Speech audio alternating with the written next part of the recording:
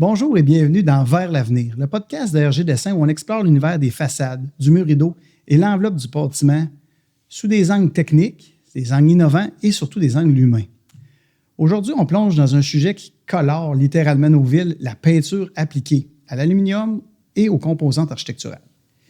Comment un simple choix de revêtement peut influencer la durabilité, l'esthétique et même les coûts d'un projet?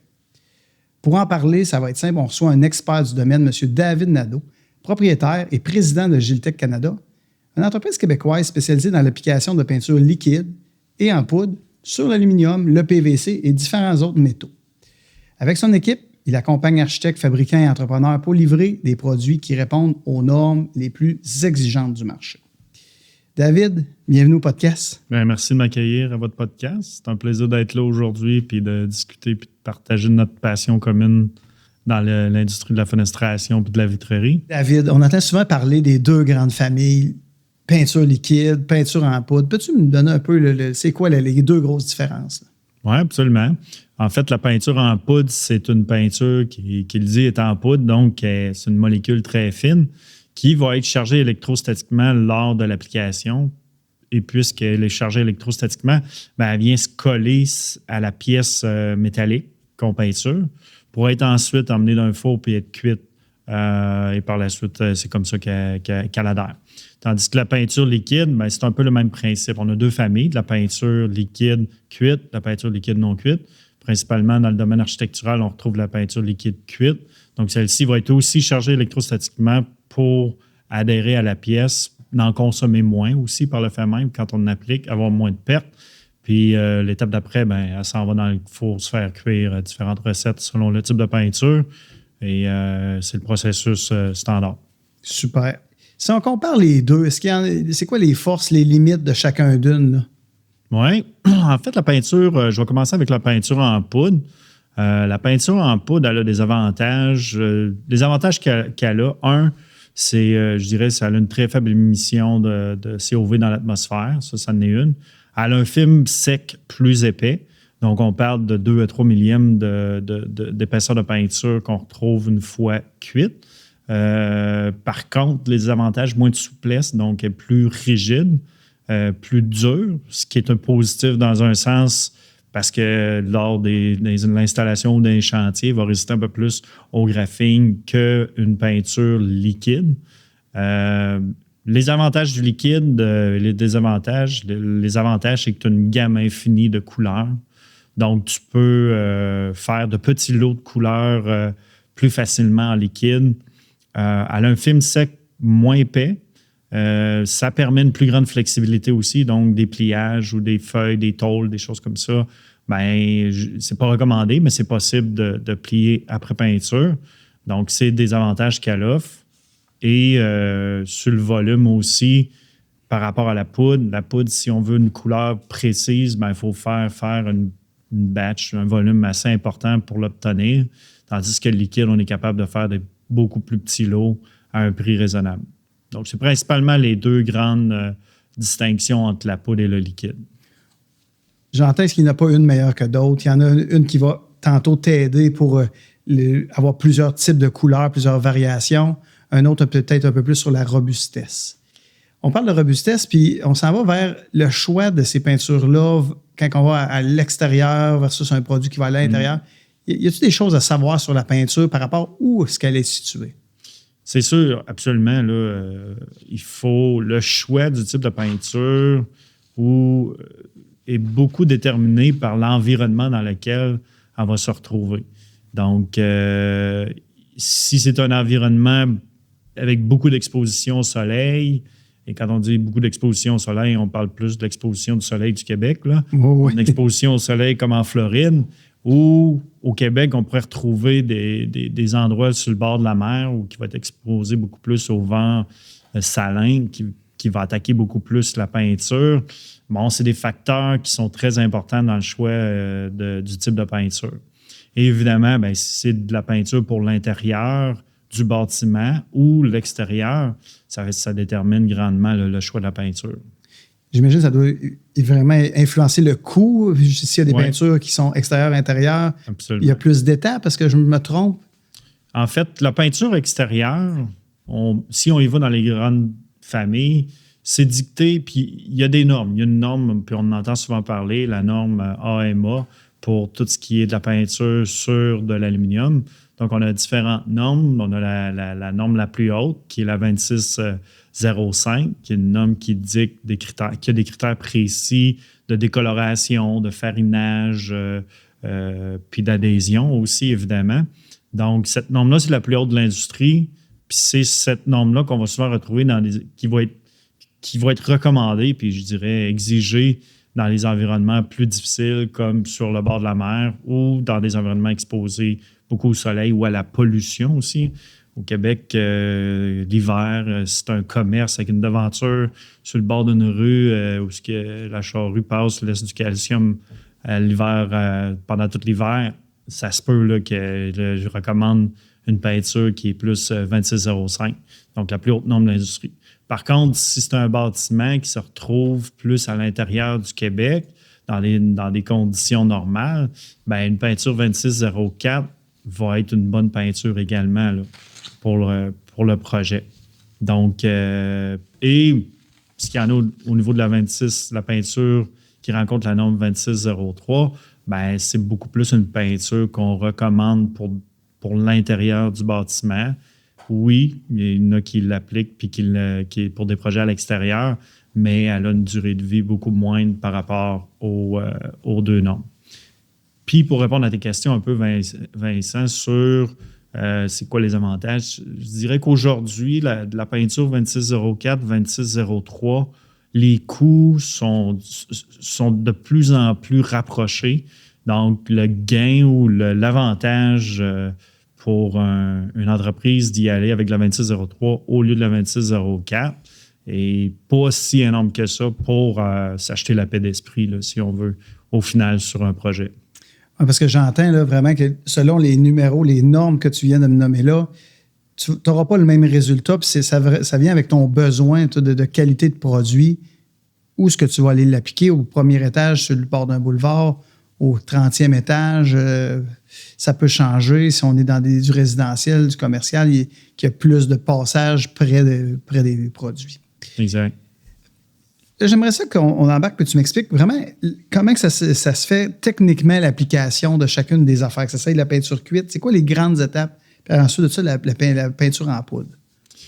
Si on parle, puis je vais parler beaucoup plus au niveau de la peinture sur soit de l'extrusion d'aluminium ou un produit métallique comme l'aluminium, parce que c'est beaucoup la matière qui est utilisée dans l'industrie de laquelle on parle. Bien évidemment, la première étape, c'est tout ce qu'on appelle le traitement de surface. Donc, évidemment, de notre côté, quand on reçoit des pièces, il y a des défauts, il va y avoir une étape d'inspection, sablage, des défauts si c'est possible, pour ensuite s'en aller dans l'étape de traitement de surface. Donc, il va y avoir un traitement chimique pour nettoyer la pièce, puis à la fin, avec un promoteur d'adhésion qui va être mis sur le produit. Ça, c'est la première étape. Ensuite, ça s'en va dans une étape de séchage pour que la pièce soit bien sèche avant peinture. Là, par la suite, selon le choix poudre ou liquide, c'est sensiblement la même chose. Il y a une étape d'application de la peinture. Et là, selon le type de peinture choisi, 2605, qu'il soit en liquide ou en poudre, bien, il peut y avoir un primer qui va être appliqué pour ensuite la couleur et ensuite un clear, dans le cas de la Duranor XL, par exemple, qu'on entend beaucoup parler. Donc, le clear va être mis par-dessus la couleur à la fin pour ajouter une protection. Et par la suite, ça s'en va dans un four pour être cuit selon les recommandations du manufacturier de la peinture à une température de X.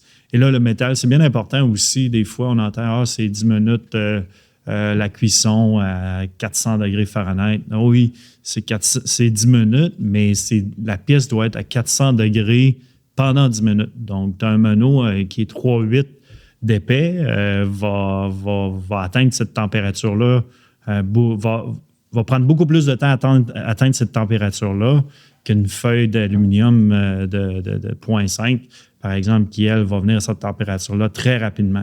Donc, c'est important que l'applicateur de peinture suive ou ait les bons outils pour suivre ces choses-là, pour s'assurer que la pièce l'adhésion de la peinture va être bonne, puis que aussi la couleur ne décolorera pas si elle a été trop longtemps chauffée dans un four. Hein. Par exemple, les blancs ont tendance à jaunir s'ils dépassent le temps de cuisson. Donc, très important que l'applicateur de peinture suive la température de la pièce. On est loin là, de la peinture qu'on fait dehors avec un gun une journée qui fait beau à l'automne. Rouleau, ouais. Ou avec un rouleau. Là. On est vraiment dans des étapes. Puis, je t'entends avec la température, pas trop, puis pas justement assez. Fait qu'il faut aller chercher, selon la pièce, toutes ces étapes-là de façon précise pour arriver à quelque chose. Exact. Je t'ai entendu dire le mot Duranor avec, pour ceux qui connaissent moins ça un peu, j'aimerais ça que tu nous parles un peu, c'est quoi les gros joueurs là-dedans là, qui fournissent les produits de peinture à des entreprises comme la vôtre? Bien, un des plus gros joueurs, puis je dirais le joueur qui a fait, un coup de circuit, un home run dans les années 70-80, c'est PPG avec justement son produit Duranor. Donc, il y a Duranor XL qui est un ajout de clear par la suite. Donc, ce produit-là, PPG est un gros joueur dans la Duranor qui est une peinture liquide. Et il offre aussi la peinture en poudre qui est la Coraflon dans toutes les normes. La Duranor, c'est la 2605, Coraflon aussi, l'Envirochrome 2604. Puis une déclinaison, on entend la Duracron aussi beaucoup, mais en 2603. Donc, vraiment une peinture d'entrée de gamme. On a aussi AkzoNobel qui offre des bons produits aussi en poudre, en liquide, dans les deux domaines aussi. Protec, une entreprise aussi canadienne, québécoise, qui a beaucoup de bureaux ici au Québec, fait beaucoup de peinture en poudre ici au Canada. Bon joueur dans l'industrie. Ainsi, fait aussi du liquide en 2603 dans différentes gammes en non-cuisson aussi. Et on a Tiger, qui est un autre gros joueur, par exemple, spécifiquement dans la poudre, dans le cas de Tiger, qui fait des bons produits aussi pour l'architectural en 2604, 2605. Donc, je dirais, il y en a d'autres aussi, là, je veux dire, on pourrait élaborer. Là, beaucoup de joueurs dans le domaine de la poudre architecturale. Il y a beaucoup plus de joueurs que de peinture liquide pour l'architectural. Ce que j'entends, c'est que c'est quand même un milieu compétitif, mais il y a eu des joueurs qui se sont démarqués avec PPG, puis qui ont eu des gammes plus complètes. Il y en a d'autres qui se présentent avec différentes gammes. Fait que tout dépendant du besoin, ça peut changer. Exact. David, selon toi, à quel point que le climat, l'environnement peut influencer la peinture, qu'il faut vraiment choisir laquelle qu'on va prendre? C'est quoi les choses dans notre climat qu'il faut se mettre en tête avant de faire le choix de notre peinture, de notre grade de peinture? Évidemment, de la couleur.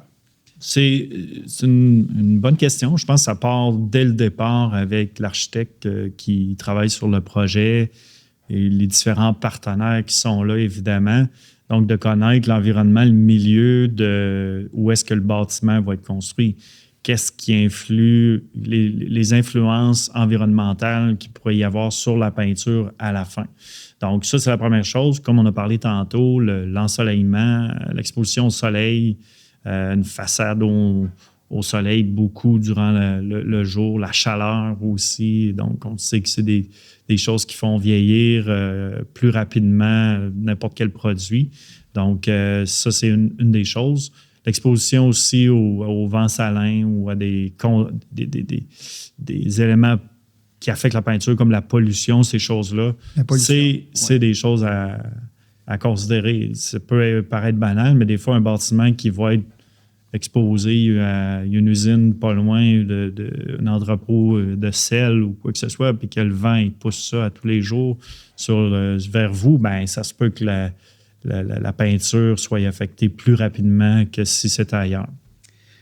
J'entends vraiment un choix de peinture avec un choix d'emplacement. Là. Géographiquement, dans la même ville, le même bâtiment devrait pas nécessairement être traité pareil au niveau de la peinture.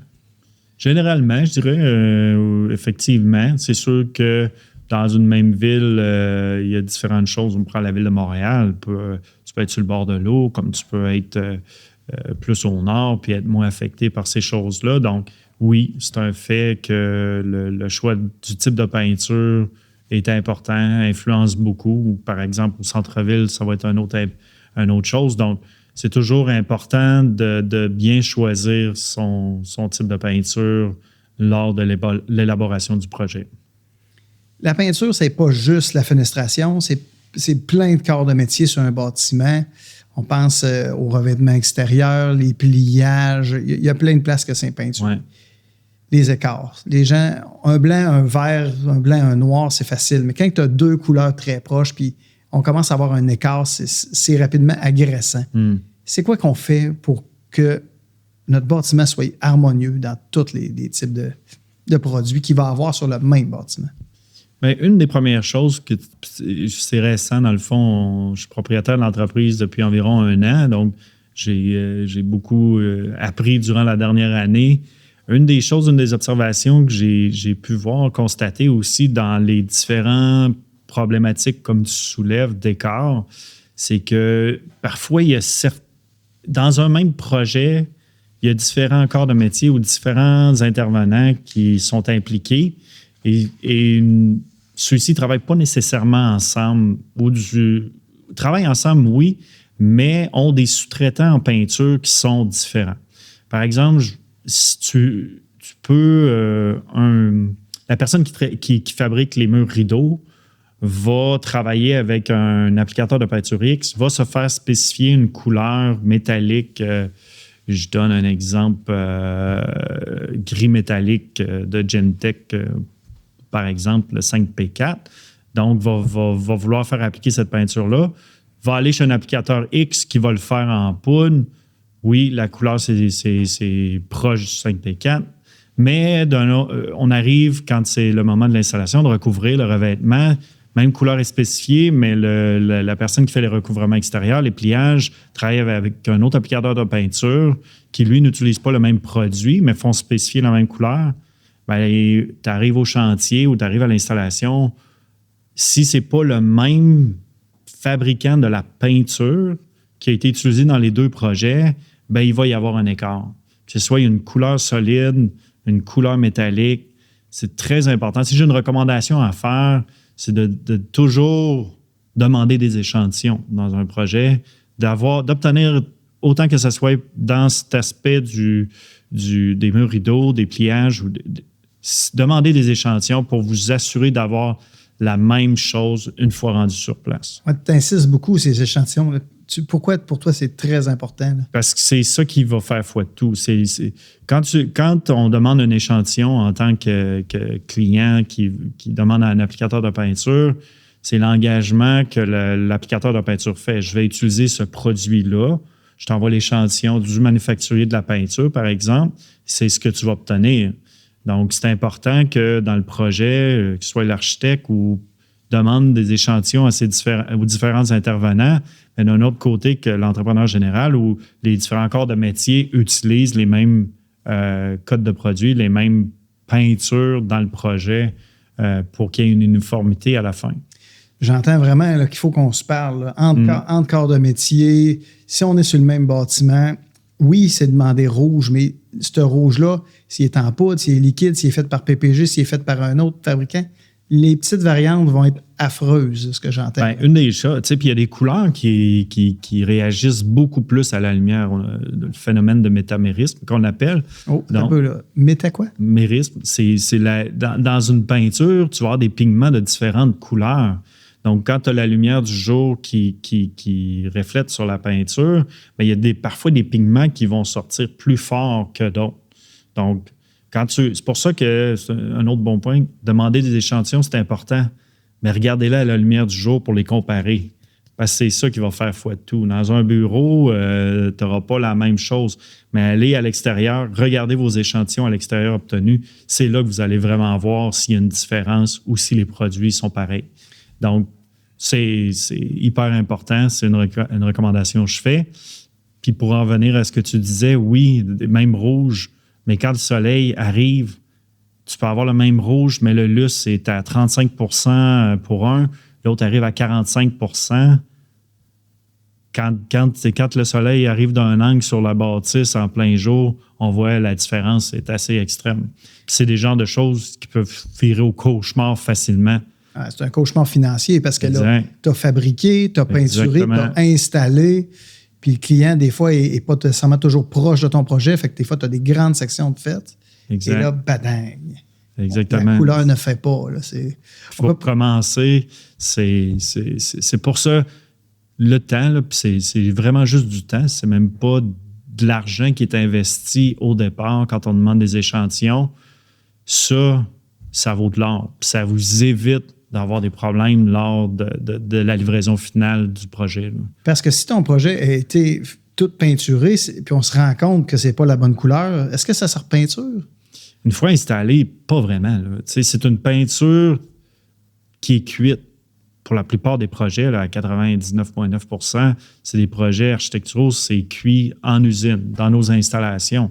De repeindre un projet sur place, c'est inimaginable. Là. C'est possible, là, mais c'est épouvantable. Là. Souvent, ça va être plus économique de refaire que d'essayer de repeinturer sur place. On fait que les produits tombent dans le musée des horreurs ou des erreurs. Exact, exact. C'est ça. Puis là, tu te ramasses à recommencer, manger ta job au niveau financier, puis au niveau des délais, ça crée des délais, il faut tout recommencer. C'est des catastrophes. C'est une catastrophe, exactement. C'est une étape. Le peu de temps investi, comme je le dis au départ, dans cette étape-là, sauverait le cauchemar. Donc, je pense que c'est important de vraiment faire ces étapes d'approbation de couleur-là avant de donner un go à un applicateur de peinture pour peinturer. Ah, c'est intéressant, ça. Là, on a enfin la bonne couleur, on a enfin trouvé les bonnes couleurs, on a peinturé, mais là, on n'est pas encore rendu au chantier, le produit ne s'est pas rendu. Il doit falloir l'emballer, le protéger certainement pour pas que ça arrive et qu'il y ait un problème. Peux-tu me donner un peu comme les grandes étapes de ça pour que ça soit des réussites au lieu des cauchemars? Bien, moi, un bon applicateur de peinture, puis pour être honnête, au Québec, il y a des bons applicateurs de peinture.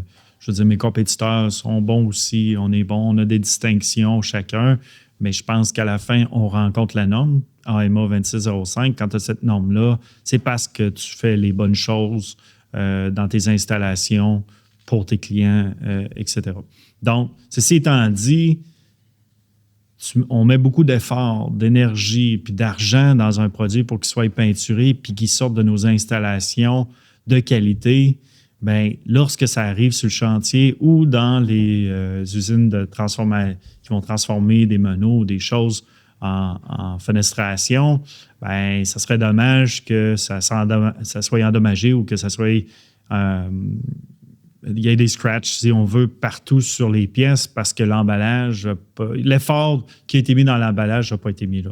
Donc, il y a différentes choses qui peuvent se faire, mais au final, le transport, la logistique d'emmener le produit de nos installations vers le chantier ou vers les sites de nos clients pour transformer, bien, il faudrait que ça arrive toujours en bonne condition. C'est important parce qu'il faut que ça soit fait. Qu'est-ce que vous faites concrètement pour concrètement, il y a différents... après être peinturé? Ouais. C'est quoi les étapes? Bien, les étapes, évidemment, après peinture, parce qu'on a parlé de la cuisson, etc. Oui.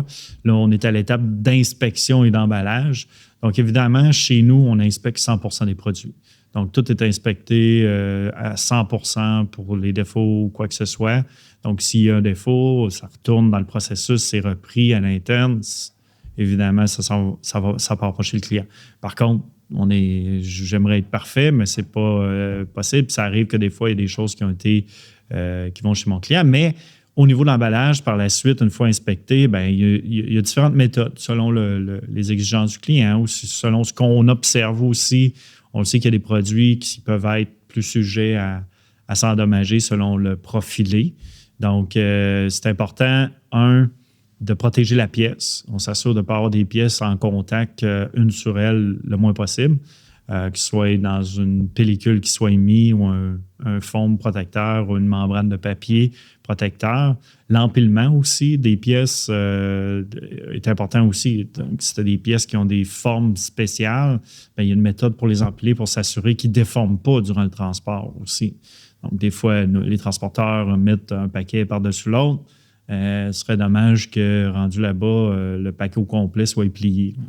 Donc, la méthode d'empilement, la méthode d'emballage, emballer les bundles aussi, les protéger, c'est un effort qui, pour ma part, je considère qui est important et qui en vaut la peine pour s'assurer d'avoir le produit en bonne condition chez nos clients. Ça doit arriver justement qu'il arrive ces choses-là, puis tu vois qu'il y a quelque chose qui n'a pas été fait, puis que le produit soit endommagé. As-tu des exemples qui te viennent en tête de produits qui ont été brisés ou quoi que ce soit, puis qui ça aurait pu être protégé?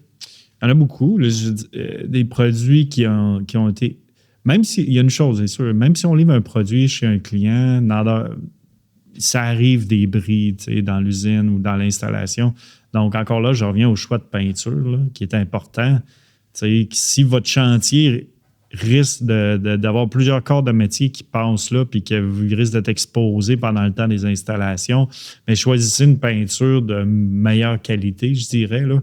Pas d'y aller le plus bas de gamme possible, sachant ça. Ça, c'est une chose. Dans les horaires, oui, mais des horaires qui arrivent de chantier, de logistique. On a des chariots élévateurs qui transportent des lifts, ils rentrent carrément dans des extrusions d'un pièce.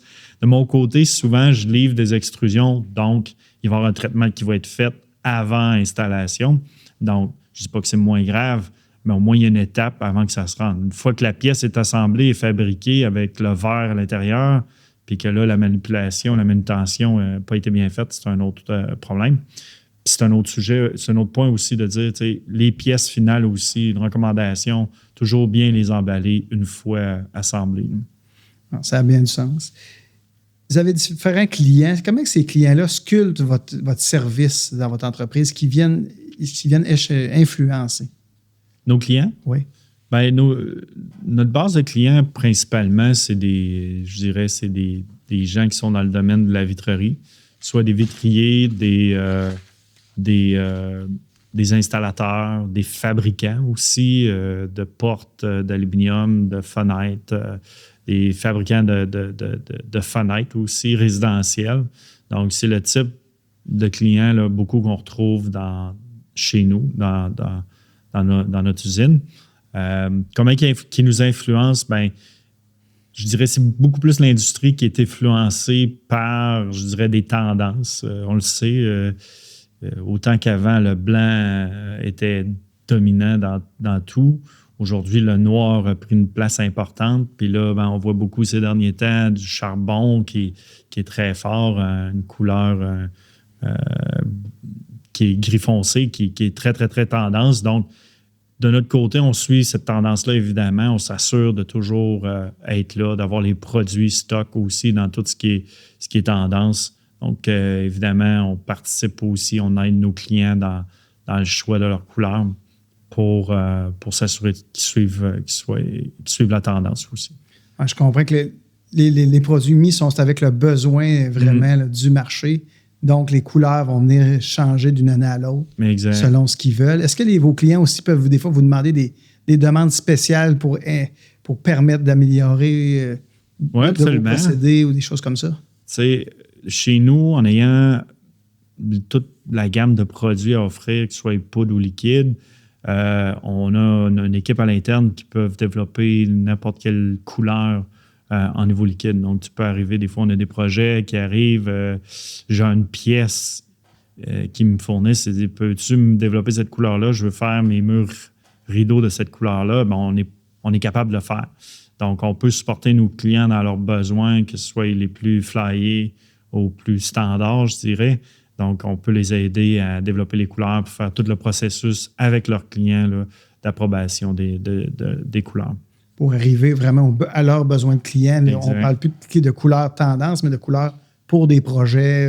On pense à des fois les crèmes à glace qui vont avoir une petite couleur un peu plus... on va voir un peu plus flashy, puis d'autres trucs qui sont pour des besoins plus spécifiques, des fois en dehors du bâtiment, mais dans des applications plus rudes, là, ces choses-là. Ouais. Merci beaucoup d'avoir pris quelques temps pour un peu nous démystifier les grandes lignes de la peinture. C'est quand même un domaine important. On voit vraiment que c'est un domaine c'est une décision stratégique du choix d'une couleur que tu vas prendre, d'un type justement de fini.